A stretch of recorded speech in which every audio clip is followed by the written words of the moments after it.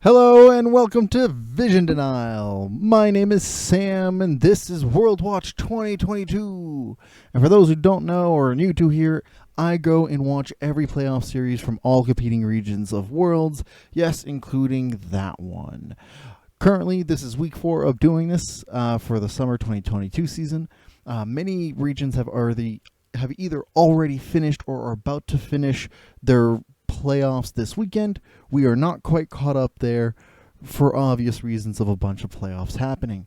This week we've got 20 series, and specifically series that are spanning from, and if I remember correctly, we've got ourselves, from the August 23rd all the way till August 27th, and including the Top Esports versus Edward Gaming rematch series that happened at the start of the 28th. Yeah. So those are the series that we've got going on. Looks like we got in the next 2 weeks we should have the whole thing finished. As most regions are actually finishing, or every region is finishing everything next week. So the week after we'll be caught up and working on other things. We'll also get the chance to discuss a little bit about just some of the interesting patterns of like teams that are successfully pulling off one particular play versus another. So this will be a whole hoot and holler. I'd like to hear you guys' thoughts down below about all of the series so far. Which ones have you made your favorite?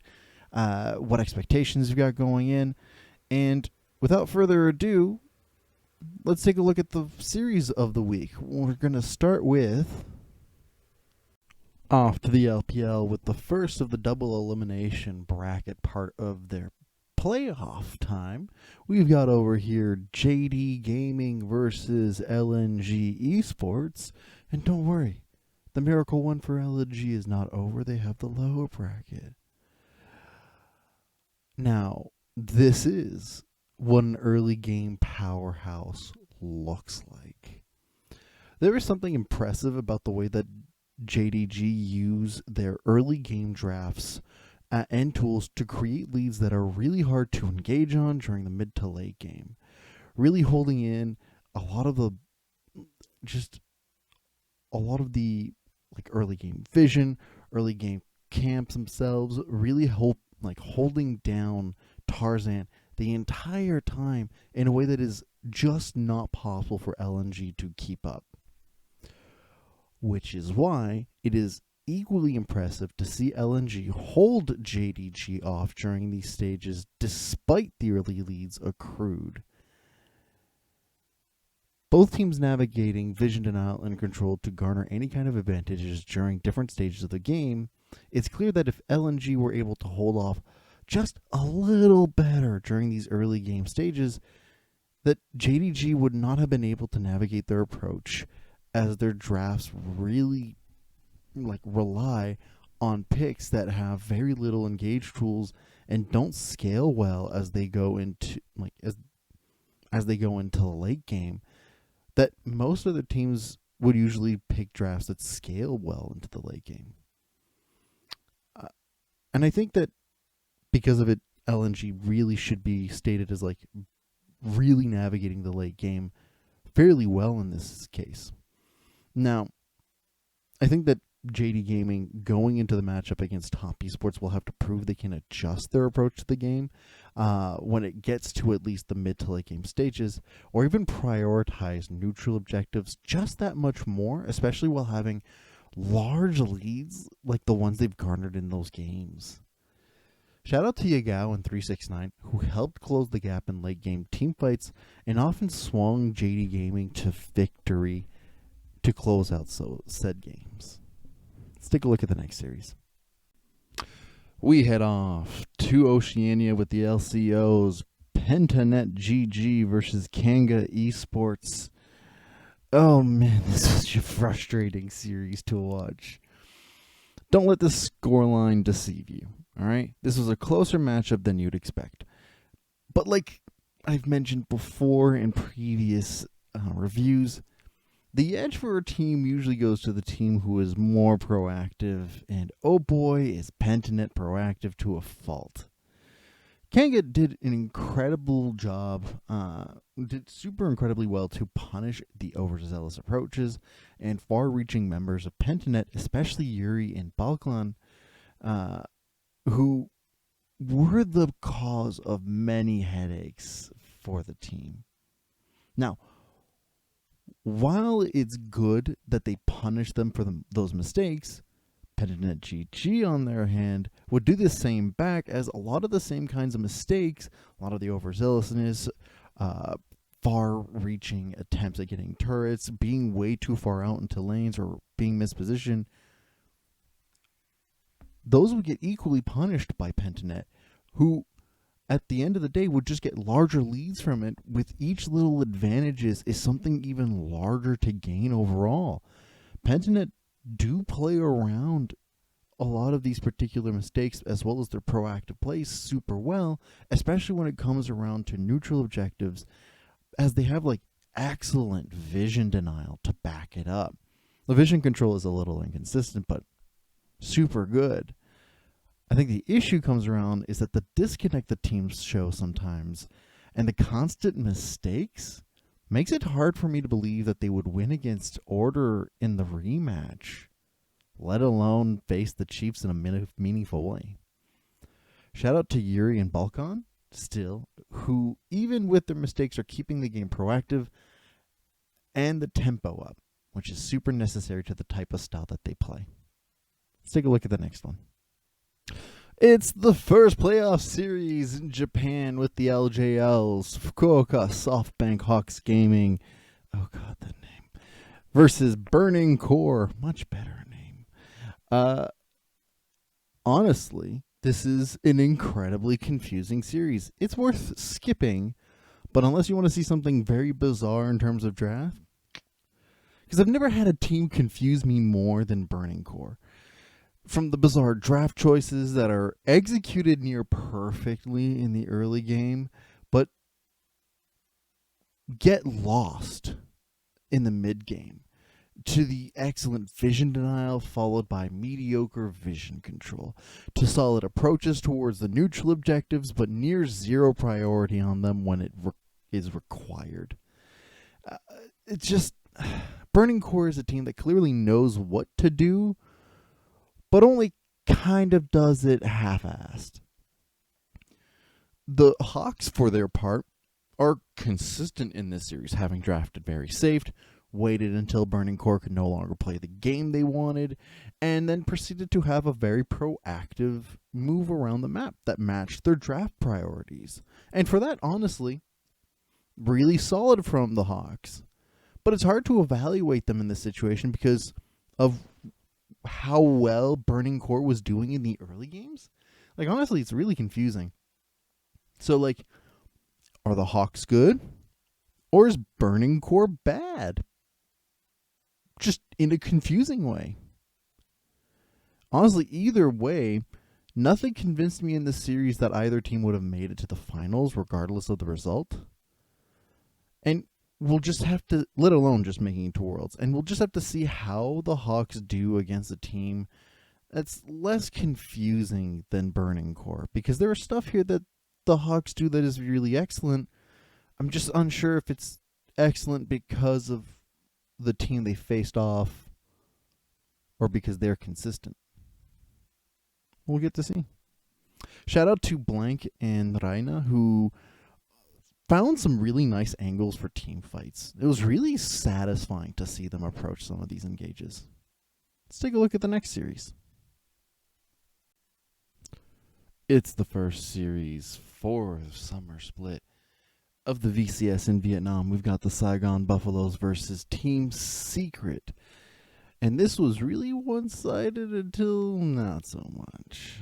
It just wasn't even close on so many levels. Like, just like all one-sided series, it's a little harder to evaluate things as is. Given the situation on how Game 3 played out, a lot of the earlier mistakes show up on a lot more obvious situations. The Buffaloes have incredible persistence to make any play work, fantastic vision denial and neutral approach, incredibly proactive.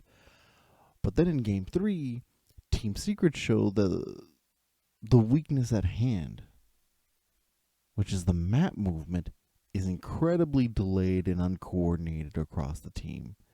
And the ability to siege and play side lanes is not much better. Granted, Team Secret also had these issues, and if they want to manage climbing up the lower bracket for a spot at Worlds, they'll need to make some course corrections.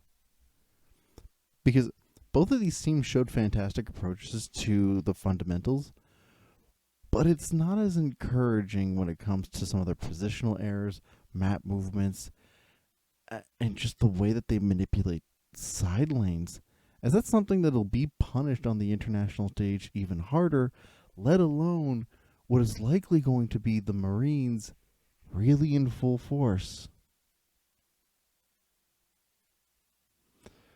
Shout out to Bean, Jay, and Taki, who during a lot of these different fights that they've created and saved also ended up really creating a lot of space that split up Team Secret in very novel and interesting ways. Let's take a look at the next series. Into the LPL with the third game of round 4. We've got Edward Gaming versus LNG Esports. And, oh boy, this was a really solid series. And the current world champions show full force, but not without any contest. LNG really show us the power of proper early game play that translate into later stages. The issue is that Edward Gaming have properly absorbed those attempts regularly, and whenever LNG fall behind, their decisions start to make less and less sense overall. LNG being a team that functions late game only when ahead is a little rough given how well they approach all other aspects of the game. Incredible vision play, solid flank angles, and approach team fights, all things that both of these teams do, but due to how LNG draft and their style of play, if the early game goes belly up, or their opponents come back in any way, their plan tends to fall apart.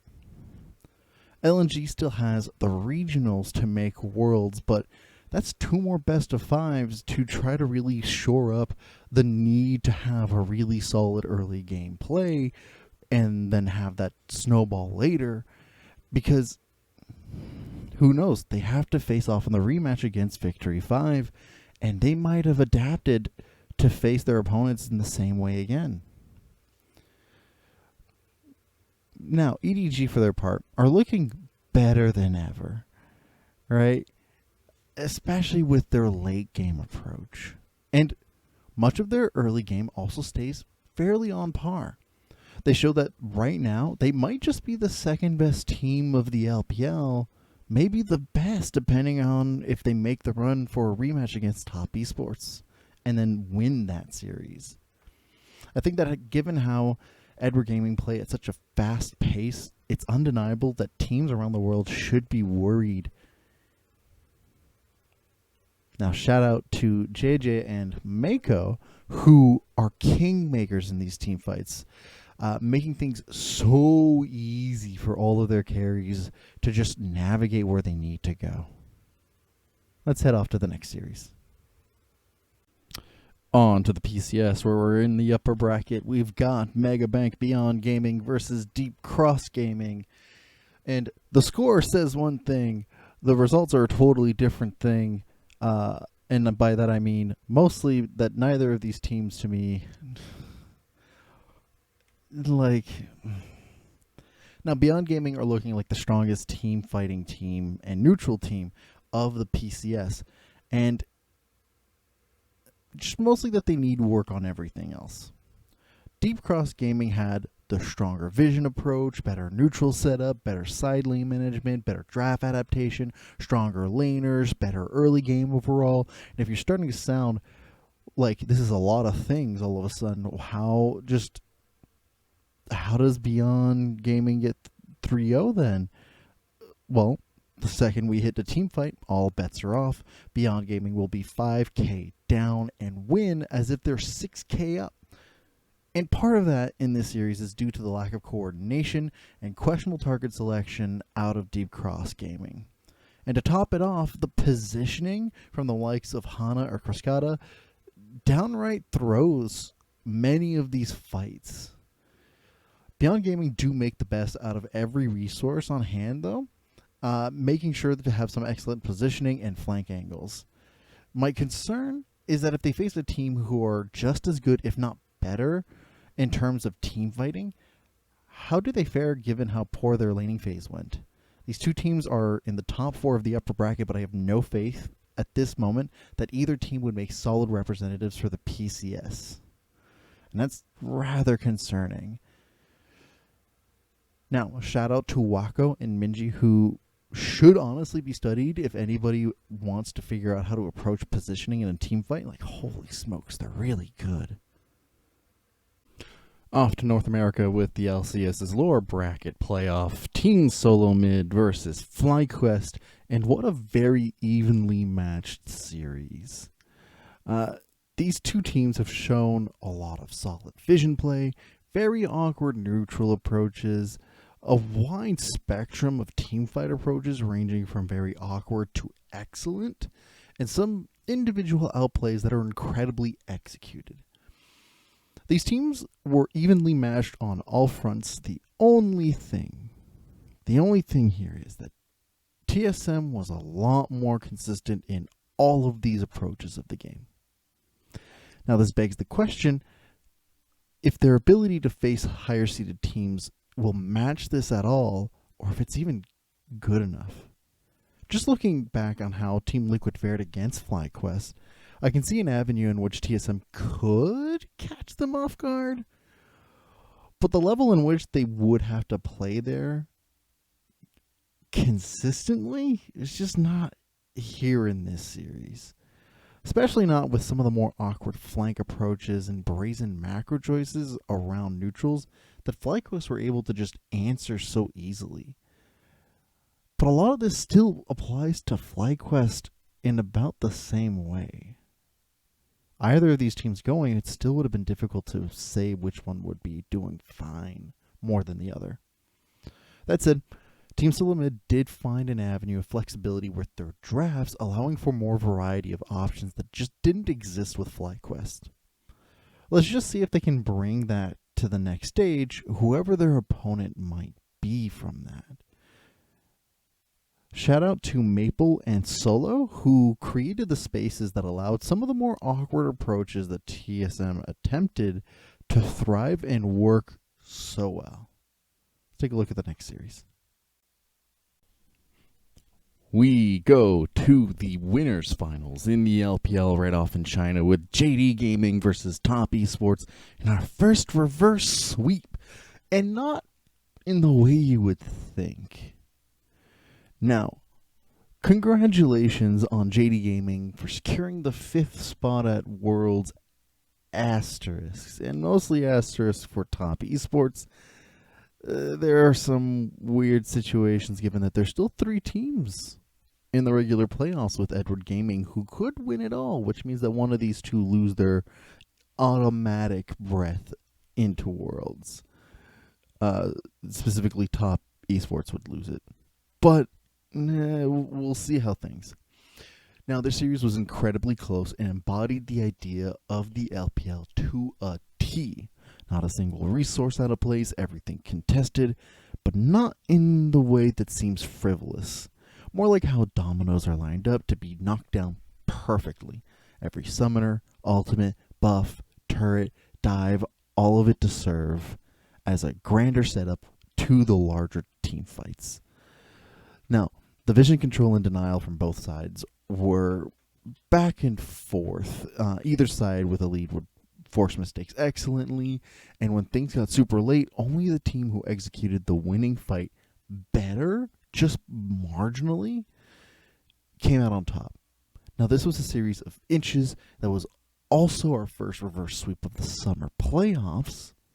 across all of the regions, which is wild. Like a third or quarter of the way through.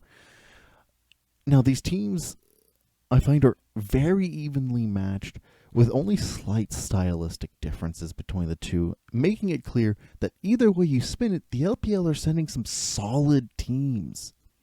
If anything, I think both teams approach the game with very narrow approach if the game reaches post 40 minutes, but at that point, things are tense and anything given is already too much. Both teams deserve the first and second seed, and depending on how Top Esports play in the rematch against Edward Gaming, and depending if Edward Gaming win that one and succumb to JD Gaming, we'll see these two being the first two seeds. Now, shout out to both Hope and Jackie Love, who are respective bot laners, had the worlds on their shoulder during these fights. So much pressure to maximize damage and stay alive as long as possible. Take a look at the next series. We're off to Japan with the LJL's Rascal, Jesters, and Crest Gaming Act. And this is a really interesting series. I quite enjoyed this. Now, while Crest Gaming Act are the more proactive and team fight savvy team, the continuous aggression and very poor draft decisions means that they played a more difficult game than necessary. Rascal Jesters used this to their advantage, drafting simple, scaling compositions that directly address the win conditions that Crest Gaming would show. This series was one that was more unstylistic in nature, first and foremost. Both teams having excellent vision game, but their neutral setups are lacking, neither side with stronger laners overall. And while Crest Gaming have their star players that really pop off, Rascal Jesters were more cohesive and in sync overall. I prefer the proactive style of Crest Gaming as opposed to the laid-back, let-it-scale playstyle from Rascal Jesters, but the Jesters did make sure that everything is set up for various plays and forced mistakes out of Crest Gaming Act instead of just waiting for mistakes to just happen, which is really nice to see from a team that would otherwise presume to just wait for a mistake to happen. Once the lead was taken, it was just a slow choke to the finish. And while I don't necessarily think the slow nature of their gameplay will benefit them in a world stage, let alone further into the playoffs, this was solid and well executed. Now, shout out to Ino, who really endured a lot of bullying from Crest Gaming Act, and Hachimicha, who undertook the heavy utility of trying to rein in Cassim down. It really helped with their late game. Let's take a look at the next one. We head off to the round 2 PCS in Southeast Asia, where we got CTBC Flying Oysters versus Paris Saint-Germain Talons. And history just repeats itself, it seems. It's just back to spring. Now, if you looked at the last game, you would have thought that this was a 3-0 stomp. In fact, this isn't the first time that the Flying Oysters hand the Talons their keisters in the round 2 of a playoff this year. To note, both sides play vision and neutral objectives rather excellently and have top laners who live by side lane control. So much of these two teams have are pretty equally matched regarding that sense. The Talons holding a lot more consistency in their play, but it is so slow, leaving a lot of open chances for the Flying Oysters to come back into the game. Like the casters mentioned, they aim for 90-10 plays, which means that they are by default less proactive. Now, that isn't to say that they don't make moves that enable their victories when necessary. It's more to say that the Flying Oysters are more likely to throw caution to the wind and make plays that are more 50-50 and come out on top because they pull the trigger more often. Now, Both sides have solo laners who make some questionable positional decisions, so neither team really have the edge on that front when it came to team fighting.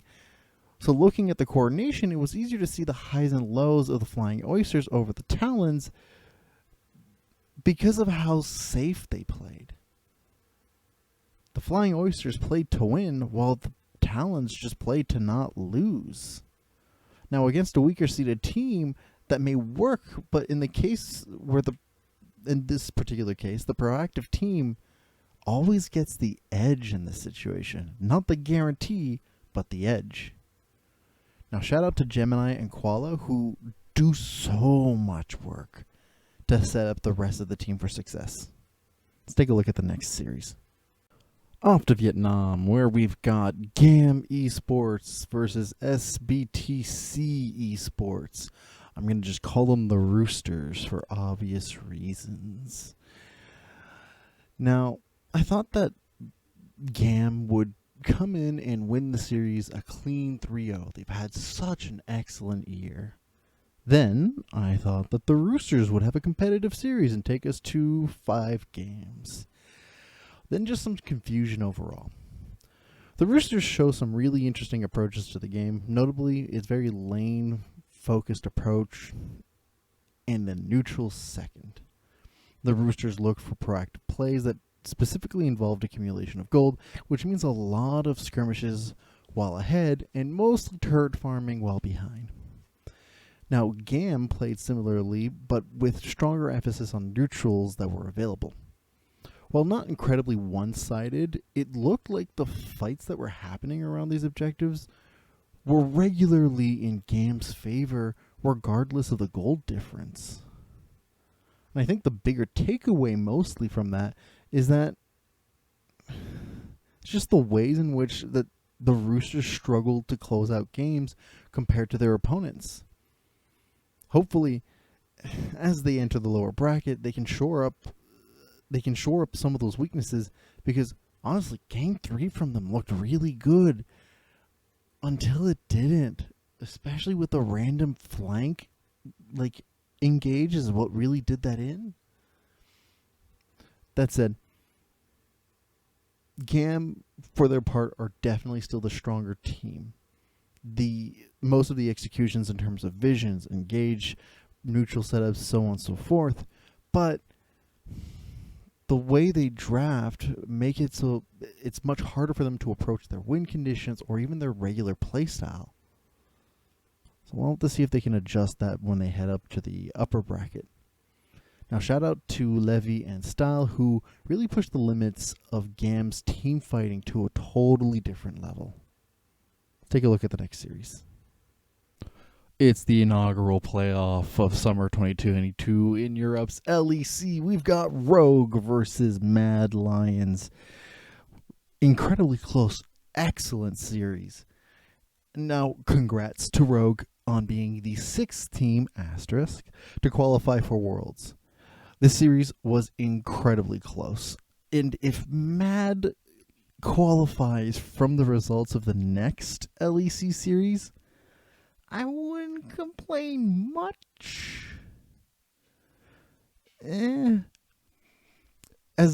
Especially given their performance in this series. Both teams have excellent early games with wildly different approaches for them. It was really nice and unique. Solid vision denial and excellent vision control. While neither team screams as particularly super strong in the neutral setup, they are rather serviceable and seem consistent with it. Now, I worry from the side of Mad that any play is overcommitted regularly, leading to situations that can guarantee a back is just immediately lost because they want to guarantee a kill. While Rogue seem to be less and less proactive as the game goes on, really pushing it in the early game and slowing it way down mid to late game. And largely relies on the advantages garnered across the stages to be able to push through the late game just at all. Now, both of these on the international stage will get challenged with relentless fights that will just punish some of these aspects of the play. But aside from that, it's usually just a very narrow window of play that isn't usually seen until much of the late game. And both of these teams usually are very good on staying like within their pacing. Also, Rogue, disrespectful drafts like that will cost you way more going into the international stage. Just saying. Now, shout out to Larson and Comp, who maximized damage during a lot of these fights while playing with a lot of safety. It was really satisfying to see how safe they were able to play and still maximize the effort, like their impact. Let's head off to the next series. And we're off into the lower bracket kerfuffle that this series was from the North American LCS. We got CounterLogic Gaming versus Golden Guardians. And honestly, not expected. Scoreline, mostly not expected. Final result, expected. Because the Golden Guardians pulled off a lot more than expected. Some very good vision play, decent neutral setup, decent coordination during team fights, superb draft sense and how to approach the win conditions from them. But the lack of proactivity during mid to late game really hurt them in the long run, and the very limited styles of draft that they could employ. Their successes mainly came from 6A outperforming during this entire series, and from the way that CLG were opting into some rather poor decision making. Which comes to the big elephant in the room. This should have been a clean 3-0 for CounterLogic Gaming. And yet, here we hit silver scrapes, and we see the final draft, and it's not clear who would come out on top. In fact, looking at the draft, you'd think it was an easy win for Golden Guardians. Easy front-to-back setup that scales super well and gives a lot of space for 6A to like do his magic. On the other side, no engage options, 1-3-1 setup that really requires like early leads. But this time we get to see what was expected out of CounterLogic Gaming. High tempo pacing, clever approach to team fighting, solid vision play and side lane options. The goal is ballooning crazily. But the series as a whole shows even more holes in this team regarding their macro choices and target selection. When it's good, it's really good. And yet, this is super inconsistent out of them from this series and the Cloud9 series. And if they don't shape up, I have zero reasons to believe that they'll even qualify for Worlds. Shout out to Dokla and Palafox, who, honestly, when on form, really created the kind of chaos that CLG thrives under and got the leads that they needed. Take a look at the next series. Off to Southeast Asia with the PCS, where we've got DeepCross Gaming versus KANGA Esports. This was utterly one-sided. Now, sometimes it's really easy to punch down on someone who barely responds back. KANGA Esports came in today with mostly defensive vision and a dream for the perfect early game scenario that they put zero effort into receiving.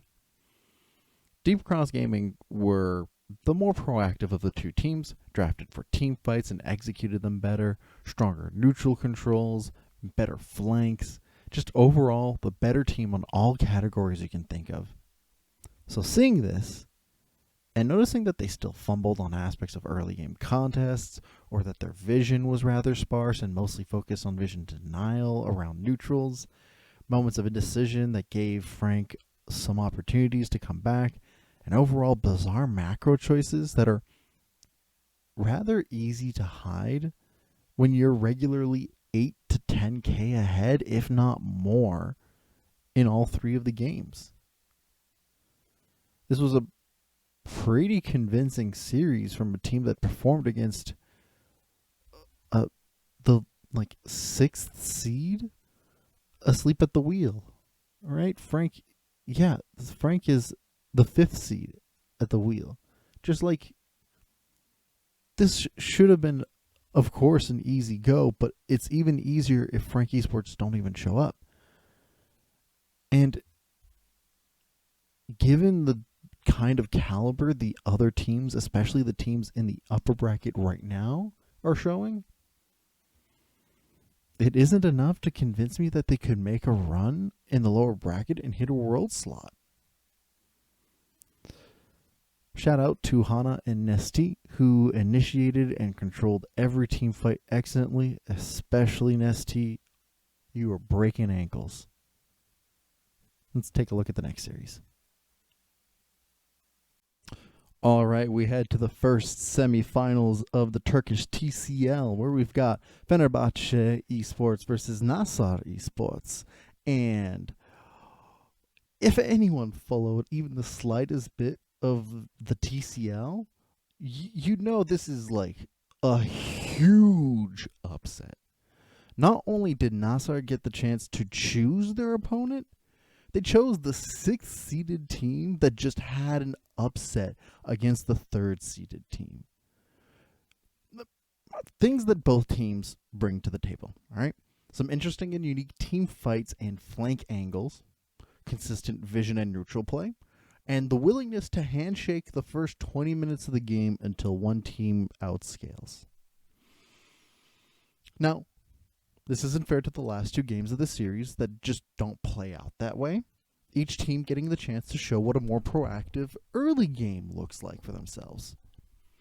But I almost feel if the series itself probably wouldn't have turned out this way if both teams had been more proactive since game 1. I'm pretty sure I think Fenerbahçe would have gotten 3-0. I'm not even exaggerating by a lot. Overall, with a better coordination, stronger drafting sense, better execution and awareness of their own win conditions, with like just slightly better vision play. My only issue is that those things are just stronger and not the best. The vision play and win conditions are only meant to secure neutral objectives and add enough pressure onto the game, as opposed to really moving those win conditions in a way that like keep the tempo going, which is like a shame, especially if you're drafting a lot of 1-3-1s and 1-4 style drafts. Overall, I don't think Fenerbahçe is a world's caliber team, but they are showing a much better performance than expected and have time to improve further than where they are at now. Shout out to Songwon and Carey, who really established so much space and time to guarantee the win conditions are met at all stages. Let's take a look at the next series. We head off for the second series of the upper bracket in the LEC from Europe with G2 Esports versus Misfits Gaming. And you know what? Congrats on G2 for being the first team to qualify for Worlds. And by extent, Mad Lions is the 7th team because of the results of this series. Or I previously didn't like the idea of them qualifying without playing a single game. Now that I've seen them play games, this is fine, as the G2 we see now are early game giants. There is a satisfying set of chaotic plays out of them that leaves you entranced and hard to follow, as they pull and prod all over the mat, really stretching their opponent out. That said, the chaos does have a method, with some strong vision play and teamfight coordination. I didn't see the same kind of worries that I would usually look out for, as I had seen with the G2 of old, where if Caps wasn't on point all the time, the team tended to just kind of falter. For now. Now, their ability to take a lead and snowball it is excellent, and honestly, if this is to be expected as they head into Worlds, there should be no issues. There may be some concerns regarding their late game application against teams in the international stage, but as far as it's concerned, they're snowballing excellently to a point where there's no need to think about this now, not until we see how it looks like against other teams. Misfits, on their part, had excellent drafts, much more consistent and better than those of G2. Game 3 was a little bizarre. Solid vision play and an understanding of where their win conditions lie. The coordination isn't always there, and the rookie roster seems to have some confidence to build up, as dedicating to a play is kind of hit or miss during the series. I could see Misfits securing the last slot at Worlds, but as of now, they are strong contenders that are rather inconsistent. Shout out to Yankos and Caps, who honestly played out of their minds at all stages to balloon any leads they had. Holy crap, were they good this series. Let's take a look at the next one. And we head to Brazil's CBLOL with FURIA versus Red Canids KaLunga. And this was fairly close. Blue side is king, it seems. No one's surprised. And these teams are evenly matched.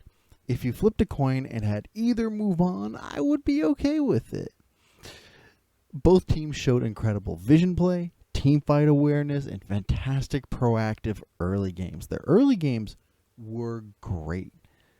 Things start to break down, though, when you notice that the Red Canids are more active mid to late game, but also sloppier in their neutral control, while FURIA are better in their neutral control and tend to be just slow the game down, just to scale a little bit.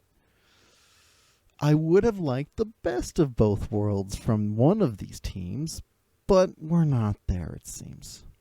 They are both also very one-track mind when it comes to the team fighting, often leaning on one strategy, and whoever found the golden ticket strategy came out on top.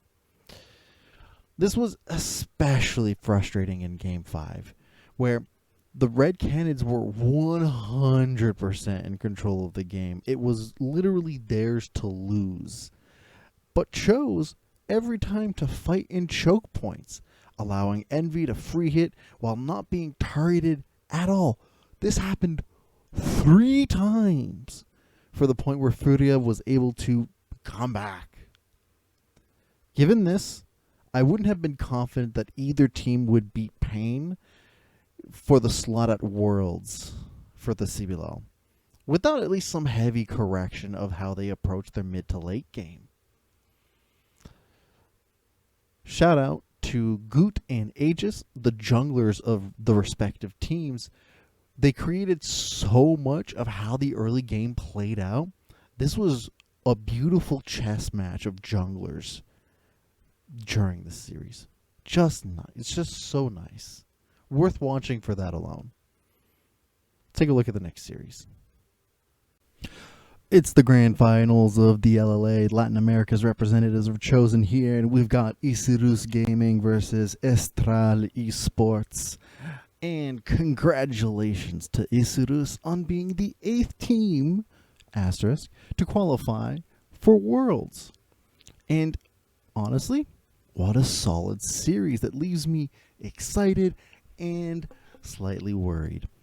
On the one hand, Estral was the better team in regards to neutral setups, vision control, pacing, while Isurus was a better team fighting team, had better vision denial, and ballooned leads much better when they got even the slightest bit of a lead that they could. While the series went back and forth, and even most of the games went back and forth internally, neither team was particularly good at closing out their games. Nor were they good at really applying even side lane controls, things that would apply their late game win conditions. Both teams had some solid early and mid games, and once that was done, it looked like the game plan was just to find a better team fighting angle. And given the result, Isurus found them more often than not. Now, while I prefer the overall approach that Estral has regarding just the general sense of making sure your win conditions are met, Isurus still bring to the table a level of excitement that I got from them in the spring split when I was doing for the MSI, like the Road to MSI series. And they have such a solid energy to them when it comes to ballooning leads and playing on the fringes of these team fights. It is very fun to watch them go.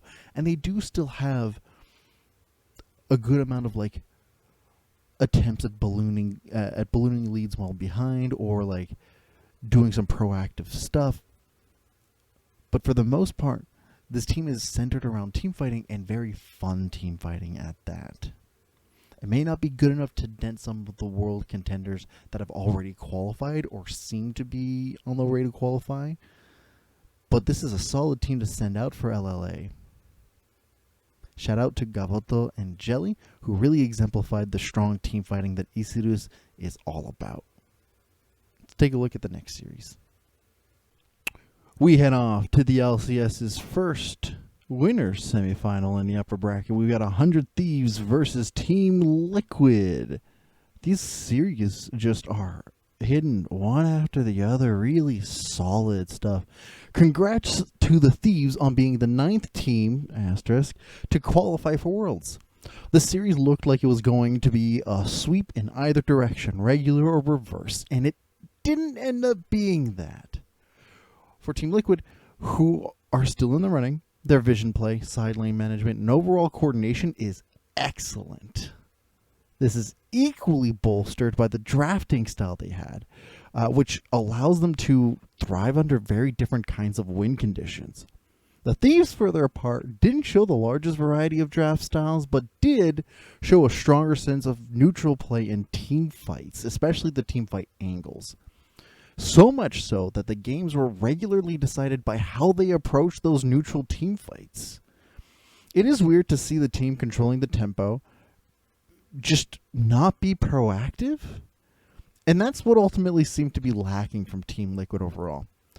Moments for sure, mostly during the early game where they'd be proactive, but once the mid to late game came around, it was mostly a waiting game then on, where 100 Thieves would either play into the trap that they would set up or fumble to make their move. The Thieves just look like a team that will, definitely test the merits of the lower seeded teams at Worlds. But because, like I mentioned, their drafting style having been the most, having not the most variety to it, I can see where some of the limitations could come in. And for the most part, from this series, I can see Team Liquid qualifying if they kind of course correct their proactivity. Shout out to Sunday and Closer, who controlled the battlefield of every single team fight in a way that were very hard for Team Liquid to manage. Let's take a look at the next series. Off to the LPL losers final / overall semifinals. In China, we've got Top Esports versus Edward Gaming, and this was fun. But first off, Top Esports secured the previous 4th qualification, as they are now guaranteed the top 2 LPL seeds at World. From that, what happens when you are the team with the stronger vision play, neutral setup, drafting instincts, side lane manipulations, and you just don't play proactive? What's worse is that you play better when you're trying to play not to lose than when you're trying to be proactive, and then you overcommit on plays that leave you vulnerable. Edward Gaming, what is up? Those are my questions for you. This was such an impressive set of games to see so well executed early game, and absolutely fumbled in the late game. Now, Top Esports, for their part, are still showing us why they are the kings of late game, as so many of their win conditions are met during the late games of the stages, even though they shouldn't be. My concern is just the poor vision control when behind, very rushed neutral setups, and very weak early game overall. Teams on the international stage who play early and late game better or equally consistent are just not going to give you the chance to catch up for either of these teams if even Edward Gaming qualifies. Now, Edward Gaming do get a chance to qualify for Worlds in the rematch up against the Royals in the regional qualifiers, and hopefully they course correct to qualify because this team has a lot going for it. Just they don't follow through. Top Esports also have quite a lot going, especially in how creative their approach is, while ahead or behind, really squeezing every ounce of their tools at hand. It just needs to be supplemented more with this consistent early games. But as rematches go, this one was a little disappointing. Shout out to Knight and Jackie Love, who really pushed their abilities to the limit and gained ground in those game-winning fights. Let's take a look at the next series. There were a lot of good series this week. It was quite enjoyable. Granted, while watching a lot of these series, it was a couple of things mostly stand out to me. First and foremost is how a lot of teams are very inactive, or they play mostly not to lose type of situation.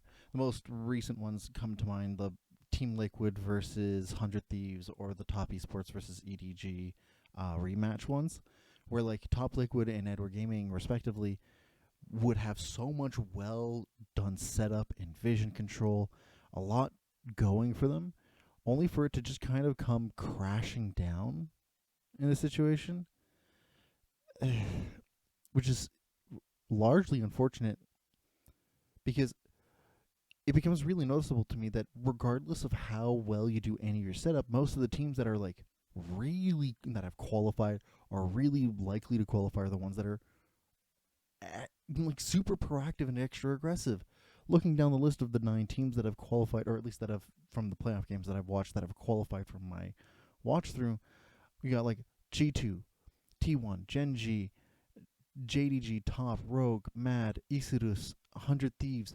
All of these teams do not have the most perfect run of vision control, neutral setup, anything else. What they do have in spades is the willingness to do something and engage proactively within the game. And it becomes a little bit saddening to see that a lot of teams that could be really good are just fizzling out because they don't take into account the kinds of leads and controls that they have, because they're really trying to go for the safest play, which is not great. Teams like Paris Saint-Germain Talons, famously known going only for the 90-10 plays. Well, you can't do that. In a situation where neutral objectives are by far the most important objectives, turrets are destroyed within seconds in the end, in the late game, if you hit your win condition properly. A team is aced at 35 minutes. Doesn't matter if you've taken 0 turrets. If you get the ace at that point in the game, you're likely just gonna bulldoze down the lane that has your the minions in the fastest place and grab as much as possible. Likely win. And neutral objectives tend to be the primary focus of where a lot of these these leads come from.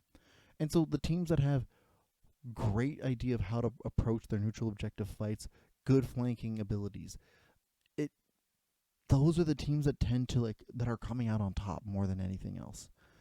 And it reflects also in the way that the drafting is coming about. Just taking a look primarily at just looking at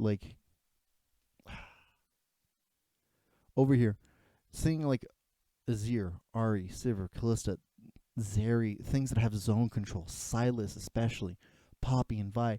These are the go-tos, so frequently showing up in drafts. Looking at all of 309 games, and for context, I've gone through what looks like to be right now 224 of those 309 games, just to give perspective of how far along. But just from those games, from looking at the statistics here, it's the ones that provide the most amount of zone control and ability to contest around neutrals that are the focus.